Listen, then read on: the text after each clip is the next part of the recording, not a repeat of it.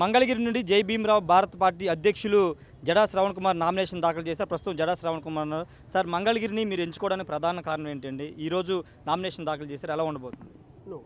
మంగళగిరిని ఎంచుకోవడానికి ప్రత్యేకమైన కారణం లేదు. ఎందుకంటే నేను ఇప్పుడు ప్రస్తుతం ఉండవల్లిలో ఉంటున్నాను కాబట్టి గుంటూరు జిల్లా వాసిగా తాడికొండ ఒక రిజర్వ్డ్ కాన్స్టిట్యున్సీ, ఆ పక్కనే ఉన్నటువంటి జనరల్ కాన్స్టిట్యున్సీ కూడా మంగళగిరి ఉంటుంది. సో ఈ రెండు కాన్స్టిట్యున్సీస్లో నామినేషన్ వేయాలి అనేది మా పార్టీ తీసుకున్నటువంటి నిర్ణయం. ఈ పార్టీ అధ్యక్షుడిగా ఈ రెండు కాన్స్టిట్యున్సీలో ఒకటి జనరల్, ఇంకోటి రిజర్వ్డ్ కాన్స్టిట్యున్సీలో వేస్తే బాగుంటుందనేది నిర్ణయం. రెండోది, అమరావతి రైతులకి అన్యాయం చేసినటువంటి రెండు ప్రభుత్వాలు, అది తెలుగుదేశం ప్రభుత్వం కావచ్చు లేకపోతే వైసీపీ ప్రభుత్వం కావచ్చు. సో అమరావతిలో ఉన్నటువంటి 3 మండలాలు, తాడికొండల కాన్స్టిట్యున్సీలో ఉన్నటువంటి అమరావతి రైతులకు జరిగిన అన్యాయాన్ని రేపు అసెంబ్లీలో 3 రాజధానులు, జగన్మోహన్ రెడ్డి వస్తే 3 రాజధానులు చేస్తాడు. ఒకవేళ చంద్రబాబు నాయుడు వచ్చినా గత 10 సంవత్సరాల నుంచి రైతులకు జరిగిన అన్యాయం పట్ల ఎవరో ఒకళ్ళు స్పష్టంగా సూటిగా అసెంబ్లీలో మాట్లాడాలి. సో మరలా రైతులకు జరిగినటువంటి అన్యాయాల పట్ల మళ్ళీ నిమ్మకు నీరెత్తినట్టు ఉంటే ఖచ్చితంగా రైతులు నష్టపోతారు. సో అమరావతి కూడా నారా లోకేష్ అనేటువంటి ఒక మంత్రి 2014 నుంచి 19 వరకు మంత్రిగా పనిచేసి కనీసం పట్టుమని 10 మందికి ఉపాధి కల్పించే ఒక్క ఫ్యాక్టరీ కూడా ఆంధ్రప్రదేశ్ రాష్ట్రానికి, ఒక్క కంపెనీ కూడా ఆంధ్రప్రదేశ్ రాష్ట్రానికి తీసుకురాలేకపోతే మంగళగిరి ప్రజలకు ఏం న్యాయం చేసినట్టు? మంగళగిరిలో ఉన్న 80,000 మంది దళిత కుటుంబాలకి ఈరోజు వాళ్ళు ఆకలితోటి మంచినీళ్ళు తాగి నిద్రపోయే పరిస్థితి. ఖచ్చితంగా మంగళగిరి కాన్స్టిట్యున్సీ, తాడికొండ కాన్స్టిట్యున్సీ అనేవి దళిత బిడ్డలు ఎక్కువ ఉన్న కాన్స్టిట్యున్సీ, నిరుపేదలు ఉన్న కాన్స్టిట్యున్సీ. సో ఈ కాన్స్టిట్యున్సీ ప్రజలు గత 60-70 సంవత్సరాల నుంచి అభివృద్ధికే నోచుకోవటంలా ఖచ్చితంగా నాలాంటి చదువుకున్న వ్యక్తి, కాస్త కుస్త సమస్యల పట్ల అవగాహన ఉన్న వ్యక్తి, ప్రజా ఉద్యమాల నుంచి ఎదిగినటువంటి వ్యక్తిని, దళిత వర్గాలకు చెందినటువంటి వ్యక్తిని, మా బిడ్డలందరి సమస్యలను పరిష్కరించడానికి ఖచ్చితంగా నారా లోకేష్ లాంటి వ్యక్తిని, లేకపోతే లావణ్య లాంటి అనుభవం లేనటువంటి వ్యక్తిని ఓడించాలి అంటే మాత్రం ఖచ్చితంగా ఇక్కడ జడా శ్రవణ్ కుమార్ నాలాంటి వ్యక్తికి ఒక అవకాశం ఇవ్వమని నేను మంగళగిరి ప్రజలను మళ్ళీ కోరుతున్నాను. నామినేషన్కి ఎలాంటి స్పందన వచ్చింది? ఇక్కడ ప్రజలు మిమ్మల్ని ఏ విధంగా ఆదరించారు? ఈ ఒక కొత్తగా పుట్టినటువంటి పార్టీ, ఈ పార్టీ ఇప్పుడిప్పుడే ప్రజల దగ్గరికి వెళ్తుంది. ప్రజల దగ్గర నుంచి ఏదో అద్భుతమైన అనూహ్యమైన స్పందన వస్తుందని నేనైతే అనుకోవటంలా. అసలు ఒక పార్టీ ఉంది, అంబేద్కర్ భావజాలంతో పుట్టిన ఒక పార్టీ ఉంది. ప్రజా సమస్యలను రిప్రజెంట్ చేయడానికి వాచింగ్ డాగ్ లాగా ప్రజాస్వామ్యంలో నారా లోకేష్ గెలిచినా, లావణ్య గెలిచినా రేపొద్దున వీళ్ళిద్దరి చేత పరిచయించాల్సిన బాధ్యత ఒక రాజకీయ పార్టీకి నా మీద ఉంటుంది.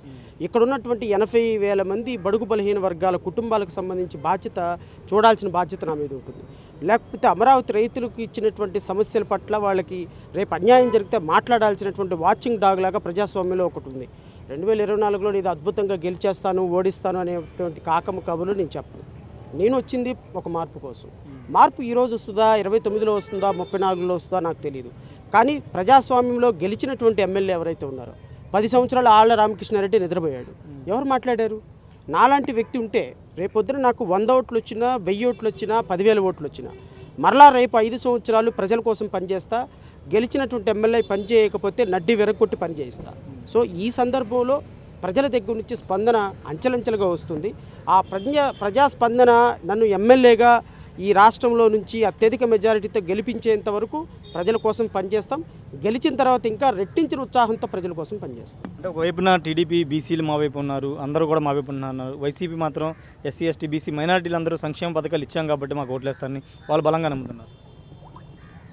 ఎవరి పార్టీ అభిమానం, నమ్మకం వాళ్ళకు ఉంటుంది రాజేష్. పార్టీలు నమ్మినంత మాత్రాన ప్రజలు నమ్మరు. 2019లో నారా లోకేష్ని ఓడించారు మంగళగిరి ప్రజలు. మంగళగిరి ప్రజలు నారా లోకేష్ని ఎందుకు ఓడించారు? ఒక మంత్రి 2014 నుంచి 19 వరకు మంత్రిగా పనిచేసిన నారా లోకేష్ ఓడిపోయాడు కదా. అంటే అర్థం ఏంటి? నారా లోకేష్ పర్ఫార్మెన్స్ బాగాలేదని. మరి 2019 నుంచి 24 వరకు ఏం బాగా పనిచేశాడని మళ్ళీ నారా లోకేష్ గెలుస్తాడు? అసలు లావణ్య అనేవాడు ఎవరు? లావణ్య అనే ఆవిడని చూసి ఓటేయాలా? వాళ్ళ అమ్మా నాన్న వాళ్ళ మామయ్యని చూసి ఓటేయాలా? లేకపోతే జగన్మోహన్ రెడ్డిని చూసి ఓటేయాలా?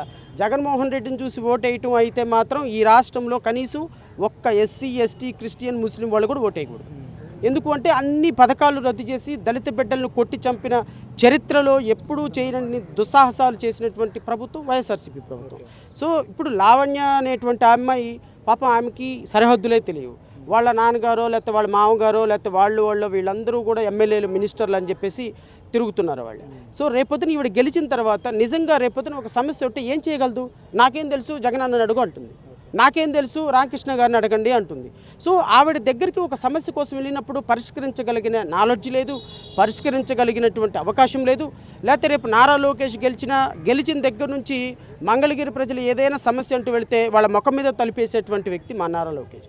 సో ప్రజలకి 5,000 10,000 రూపాయలు డబ్బులు ఇచ్చి ఓట్లు కొనుక్కునే వ్యవస్థ కావాలా, 5 సంవత్సరాలు భరోసా ఇవ్వగలిగినటువంటి వ్యక్తి కావాలా, అంబేద్కర్ ఆత్మగౌరవం కావాలా, అహంకారం కావాలా? ఇవి రాష్ట్ర మంగళగిరి ప్రజలు డిసైడ్ చేసుకుంటారు. ఖచ్చితంగా ప్రజలు అర్థం చేసుకుంటారు.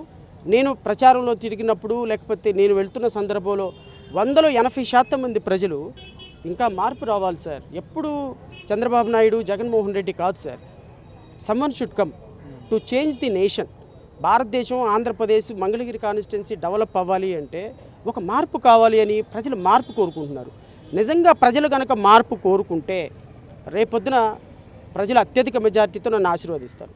లేదు ప్రజలు సాంప్రదాయబద్ధమైన రాజకీయ పార్టీలకే ఓటేయాలి, 5,000 10,000 రూపాయలు వాళ్ళు 100 కోట్ల రూపాయలు ఖర్చు పెట్టి వాళ్ళు చేయాలి అనుకుంటే వాళ్ళల్లో ఎవరో ఒకరు గెలుస్తారు.